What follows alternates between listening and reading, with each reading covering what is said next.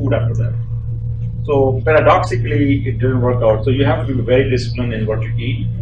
So it was a study done which they found that it did not really work. I mean, when you exercise just enough, but then you end up eating more. It's more efficient to watch the calories than exercise. Exercise is good, but it offset by that mindset that now I exercise it, I can eat more. And that happens 90% of the time. But if you're very disciplined, obviously you will get results.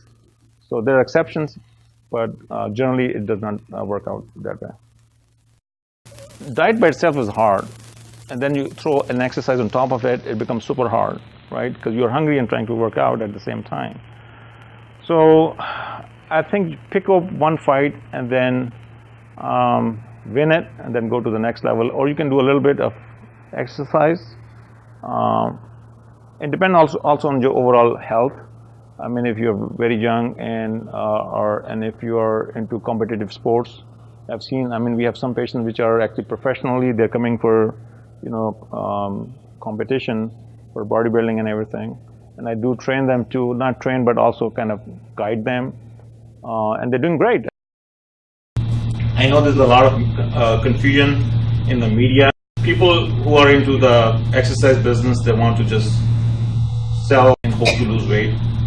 And people use it to, in order to lose weight, and that never happens. Generally, it's a failure. Very few times you will see it. And the people who are in the diet business, they will try to sell you pre-cooked food, and the reason is that you don't have to do your.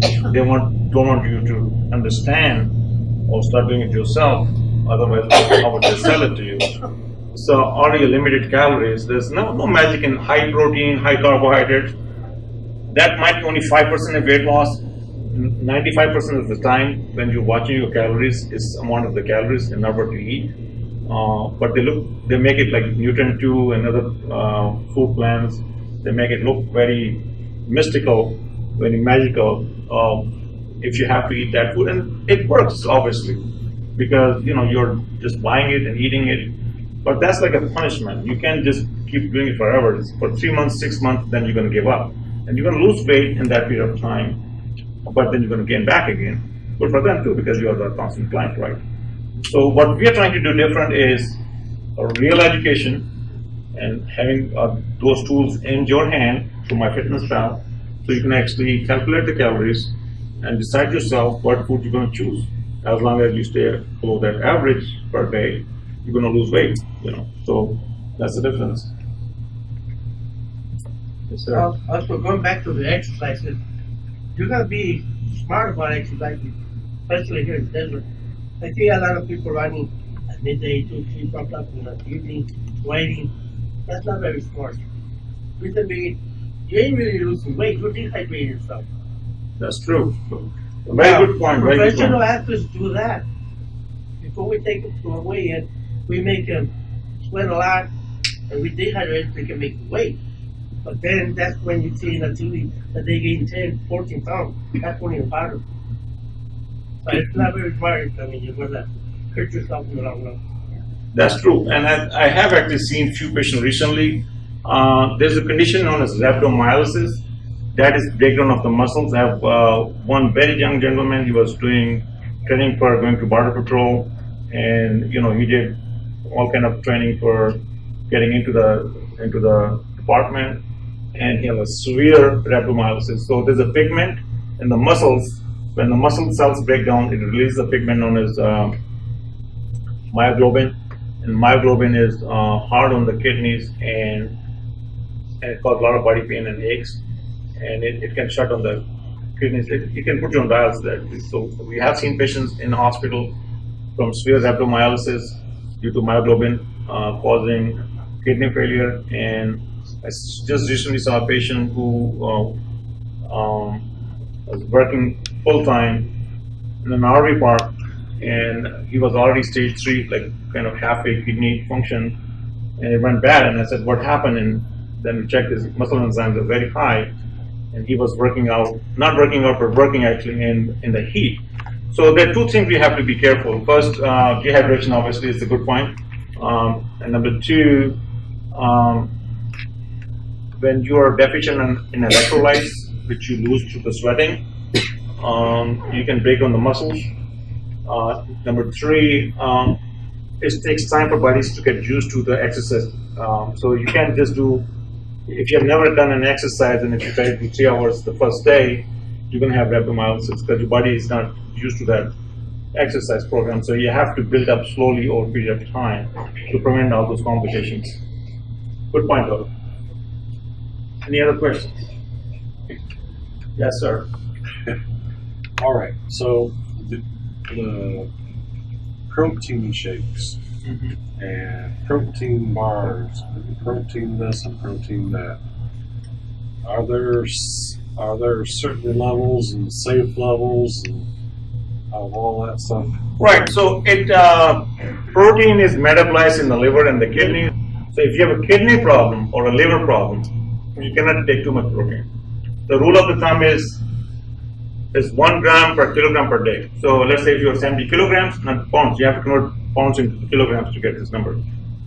So you divide your pounds with 2.2, you get kilograms. So let's say you're 220 pounds, you're 100 kilograms, right? So you will, under the normal circumstances, the daily requirement for protein is, for that person, would be 200 grams in 24 hours. But if you have a kidney or liver problem, then you will need half of that, or you could take half of that, because more protein would cause certain toxin to build up, and it can cause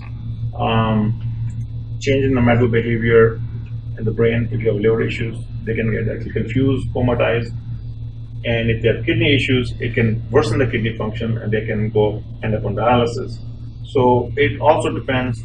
I think the point I was trying to make is what is normal is based on your underlying medical condition. So if you have liver issues or kidney issues, then too much protein can, and even the gout.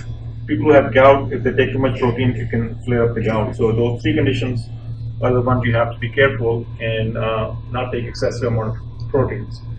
Now, I think the point you were trying to make is that, like, if you have to pick 1,200 calories, and if all the calories come from protein versus carbohydrates, which is more effective in weight loss? I think that's your question, right? And you're right. Here's the paradox. So we have carbohydrates, we have proteins, we have fats, right? Now, if you choose fat of 1,200 calories, you will lose more weight. Totally strange, correct? So if you eat like pizza of 1,200 calories, it'll be little pizza though, you will lose weight faster than eating 1,200 calories in a day of protein or carbohydrates. And the reason is that it kicks a different pathway in the body, known as ketogenic pathway, which is a lot more explosive to burn the calories than your regular pathway. So that's why ketogenic diets, which are more low calories, it burns that, it switches that pathway in the body, and then you lose more calories than non-ketogenic diets.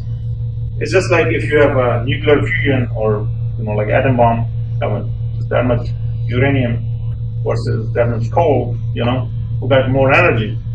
So it's the same thing. So we have 2 pathways: regular pathway, non-ketogenic, and ketogenic. So when we choose to eat, but you still have to limit the calories. If you keep the calories, mostly it's 1,200 calories or less for a normal person to lose weight, then the most effective way to lose weight would be fat. Now the problem is, fat has its own issues. I mean, obviously if you have a heart problem, not good for you, right? So generally you do mix and match. So you take half of protein, maybe half of carbohydrates, a little bit more protein, less of carbohydrates. Then it becomes more effective.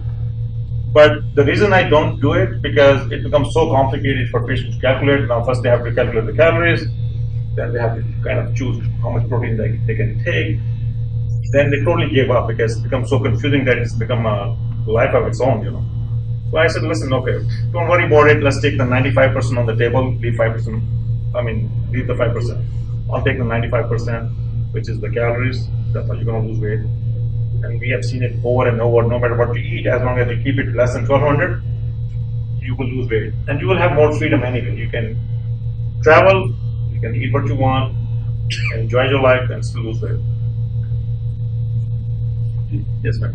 How about the woman's problem of the belly fat? Okay, so the belly fat is the hardest fat to lose. I mean, it goes last. It will go away, but it will be the last. It actually goes at the same time, but you wouldn't see much difference because it's so much up there that your cheeks will start to shrink first, and other body parts will start to shrink. Let's say you're losing 10 pounds, so it's evenly burned from everywhere, but like there's so much fat in the belly that a little bit fat which you have burned wouldn't make a big dent right there. So the best thing is to change the aesthetic would be to do exercise for the belly, and which is hard because crunches will cause back pain. It's the hardest exercise you can imagine. So that's why there's a belt known as from Slendertone, Abflax. We have recommended that in the past. It is an EMS belt. It's not a tense unit. It is the belt which you wrap around your belly, and it does muscle stimulation. So your muscle will be contracted. So instead of your belly going forward, it will be pulled in because your muscle is getting stronger. You still have the fat, but aesthetically you're going to look a lot more leaner, a lot more faster, without losing much weight. So it is more motivational for people when people start saying, "Hey, you lost, looks different," and the reason is that the muscles are toned up. And again, you are actually cheating the system because you're not using crunches, but you're using the EMS belt. You can buy that from Amazon. It is, I think, $70, and it works forever. I mean, it's rechargeable. You can share with your family members, and it's perfect. I guess everybody should use it. I mean, Bruce Lee used to use it. I mean, that's coming from that time, It will actually contract the muscle, and you will feel the pain, the real feeling of having exercise. So you can put it around your belly and watch the TV, or even eat food. So I guess a glass of water with some vinegar or some lemon is not going to do it overnight. Well, there's no study that proves or disproves that thing. Vinegar, would it make you melt away the fat? There's no study out there. I know there are a lot of claims made, like supplements. There's some supplements which does work, but vinegar has equivocal conclusions. There's no big studies to prove like you just take vinegar and it will melt away that. So there's a new technology known as cool sculpture, where you put intense heat, cold to your belly fat, and they're doing it in the spas now. It is cash based. It's I think recently FDA approved in US. It was very common in Europe before. So what they do is that you go, I think, a few times a week or a few times a month, and they wrap this belt around your belly. It gives you intense cold temperature, and it causes necrosis or death of the cells inside your fat in the belly. And then you just pass them in the stool or in the urine, and over a period of time, that fat goes away. So it's kind of like liposuction, but without cutting you up or anything. It's a lot more cheaper. As